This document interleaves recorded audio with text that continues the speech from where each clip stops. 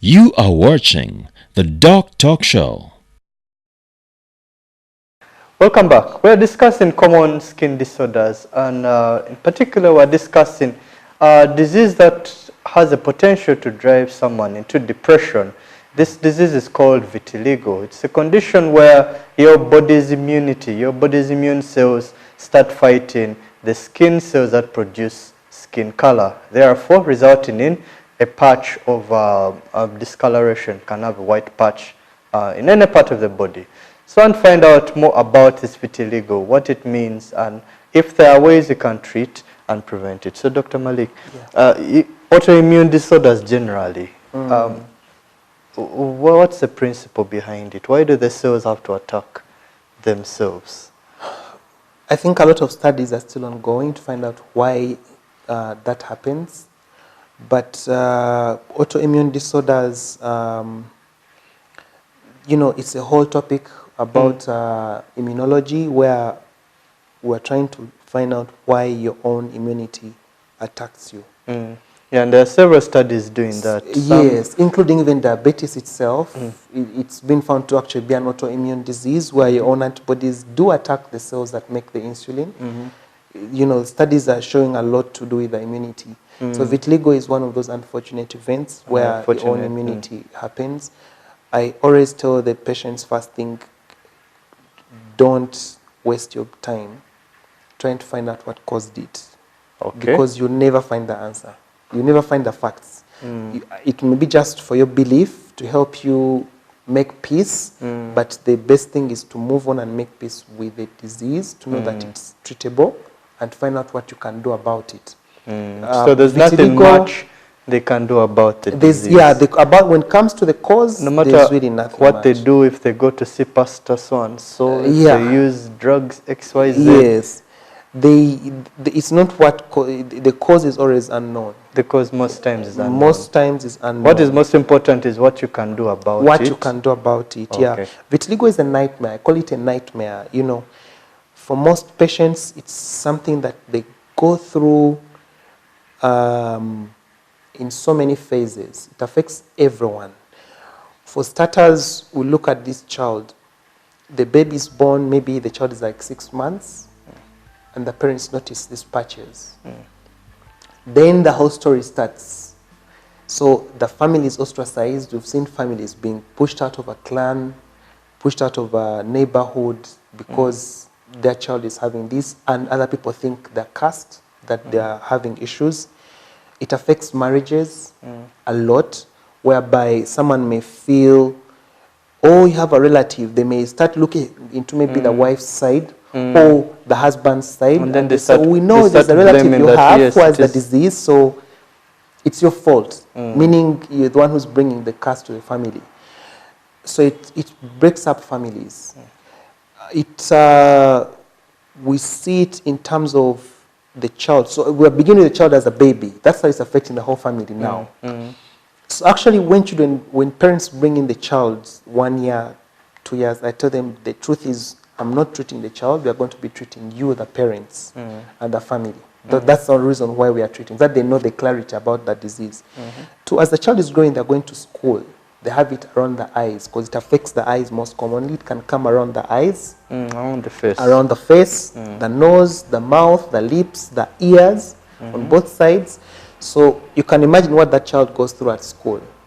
We've seen so many cases, patients where the child is no longer going to school. The child doesn't perform well at all. So that means already their life is really ruined. Affected because they are being bullied. They're being bullied. Their self-esteem is dead. Their parents are so frustrated with them, So you find people who go into so many psychological diseases, depression. They will lose their mind because they actually don't live. You can imagine the disease itself doesn't kill you, but it kills you on the inside. Mentally. Yes. Now, why I would call it a nightmare. When you see a small patch, the more you worry about it, the bigger it becomes. Okay. That's the rule about it. It's strongly related to the mind. So most people always will tell them it is strongly related to the mind. So the more they worry, the more they're not seeing results in treatment, the larger the patches come. We've seen people who, like in a week, they start with a small patch, and the next week, the whole body, they wake up and the whole body literally is gone. You know? Wow. So it's about the mind. What can they do in that situation? Is there a treatment for those such patients? patches? They need, initially, actually, I tell them the most important thing is to get a counselor. They need counseling. It's very, very vital when it comes to vitiligo. You can actually reverse vitiligo itself. It has been known to just heal by itself. It can reverse. It can reverse, and you get what you call repigmentation. Okay. The pigment can just come back by itself. If someone develops a positive attitude, if someone stops being worried about it, it can actually repigment, just like that by itself. Somehow the body repairs itself. Yes. So we are looking at, so you've gone through the child, school, and then work. They won't be able to get jobs because if it's on the hands, no one can even give them a handshake. They might fear the bosses. Yes, they fear. A handshake. So when they are going for an interview, when they're working, no one is going to give them a job. So you can see people how it's think affecting people think it's a life. contagious disease. Exactly. People think it's contagious. Yet You know, it's it's a human thing where someone thinks, oh, you have this on your body, I will get it. So people go through all that. And then when it comes to marriage, it becomes complicated. The people get it on the genitals. And that's where it becomes a silent killer. Because if people are married, it breaks up the marriage. Because they feel, someone feels you spread it to me. So their marriage life is basically ruined because of the vitiligo. So moving forward, what advice can you give to both the people who have it and those who don't have it? Yeah. Well, I think the most important people to give advice is the community. The ones who don't have it. The ones who don't have it. The ones who are the problem. Yes. Vitiligo it doesn't spread, rule number one. It doesn't spread. So even if you give someone a handshake, even if you're with them, it will not come to you. Two, people have it, it won't kill them. It has nothing to do with curses. It has nothing to do with twins. That's what we have to emphasize. Or anything. Yes, these are very, very normal people, and it can come to anyone at any age, any time. So it means we have to be supportive to the person who has it, and to take them as a normal human being. Yes, that's very critical. To you who has it, it's in the mind. It is your mind that will help control the progress of the disease. Because we get treatment failure when a patient comes in and they are not responding to treatment, as long as they're worried and depressed about it. They will not respond to whatever treatment. So there's some treatment available? Yes, treatments are available. How would it work now? Well, we do have several treatments at Unity Skin Clinic. Several treatments actually.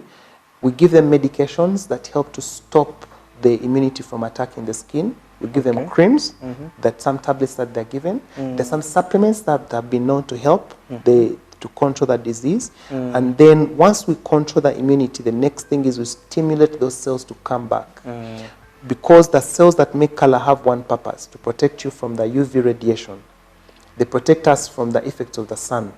So what we do is called phototherapy. So we have machines what we use at the clinic where patients come in regularly, and we expose that skin area to the light just for a few seconds, a few minutes, and it stimulates them to grow. So actually they really do get good repigmentation. So indeed it can be reversed. It is reversible, it's treatable. It is treatable. But the most important is the mind, the mind, yes. Otherwise, the more they worry, the more it is now going to increase. So I'll be treating this section, the patient is worried, they get around on the back, you know.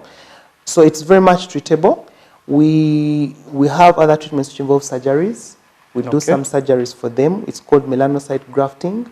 So we extract the cells that make the color from other parts of the skin, and we infuse them in the parts that have the vitiligo patches. Then we have brought a very new treatment, which I think is one of its kind here in East Africa. It's very new. It's very good technology. It's called Eczema laser. It's a treatment, it's a form of light that stimulates those cells to grow faster. Okay. So we are getting much better results of repigmentation, even in the areas before which used to be very hard to treat. So now most areas we are getting, so we have quite a wide range of treatments available that really help patients to get back their color. And that is very reassuring. So Yeah. you shouldn't worry if you have a condition of vitiligo, or if you know someone who has it. This is not a contagious disease. This is a problem of, I would say, a defective immune system. Something went wrong and the body's immune system is fighting itself. Now, these diseases are very complex to handle. What is most important is you're under care, you're seeing a doctor or a dermatologist, you're doing as they tell you. If they tell you eat well, you know, relax, do some exercises, take these medicines, do as they're telling you. If you don't have the disease, but you know someone who has it, take care of them. Do not increase their stress, because you realize stress has has strong links to very many Extremely diseases. strong. Yes, yes. Both mental, there's an interesting link between mental health and all these other diseases which are manifesting. Yes. So vitiligo might also be a product of someone's mental health. Yes, it is. So if you increase the stress, you're making them more worried about the condition of vitiligo, you might be inadvertently worsening their condition. So make sure you take good care of the person who has the vitiligo. Do not increase their stress levels.